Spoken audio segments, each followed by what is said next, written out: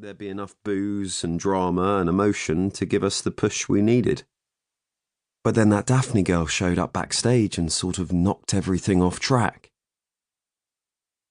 It sounds stupid when people say they just clicked with somebody, but I can't think of another word for it. How else do you explain an hour of silly, funny, effortless conversation with a total stranger?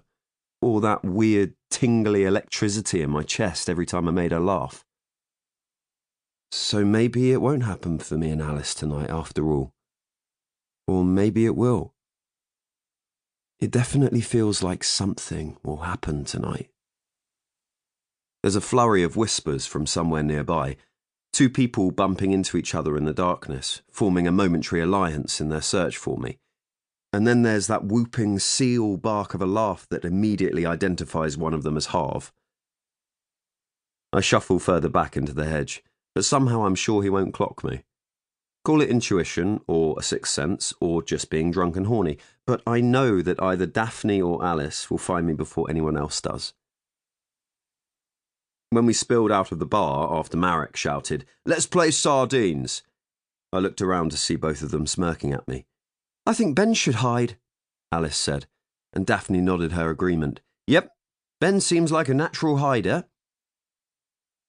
I filed that statement away for further examination when I was less pissed, and then tore straight off into the maze. Right now, just the idea of sitting here, hidden, with either one of them seems outrageously, ridiculously exciting. In fact, as I try to keep perfectly still, my heart going like the absolute clappers, I can't decide who I'd rather found me first. Chapter 1. London, 24th of December, 2020. So, are you coming or not? I mean, obviously I can come if you want me to. Daphne breathes out heavily but still resolutely refuses to make eye contact. Do you want to come? She asks her reflection in the mirror. I loiter by the bare Christmas tree, picking at stray needles. Well, if you reckon I should, then maybe, I guess.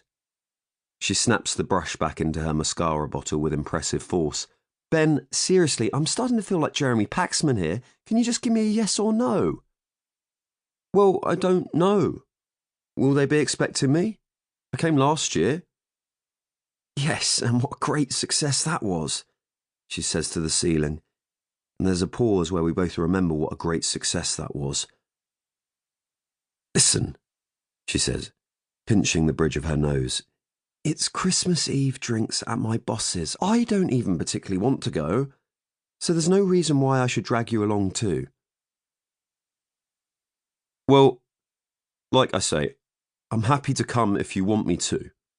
She ignores this completely, so I add, but you clearly fucking don't.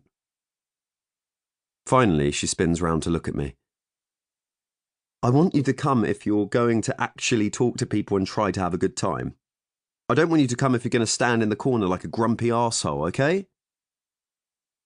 She snatches up her bag and walks out into the hallway. Daph is of the opinion that fights are a good thing in a relationship, a healthy thing. Or at least she used to be of that opinion, back when our fights weren't really fights, but silly little flare-ups over nothing.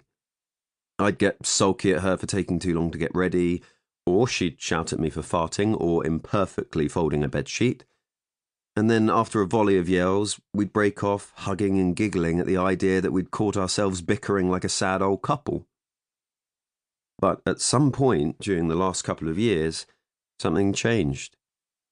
That fun, phony war play fighting turned into this awful, tight-lit trench combat, each of us working doggedly to gain an inch of ground over the other, occasionally lobbing a passive-aggressive grenade into no man's land.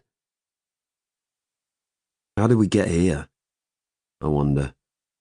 From calmly discussing our evening plans to bitter, seething resentment in, what was it, a minute and a half?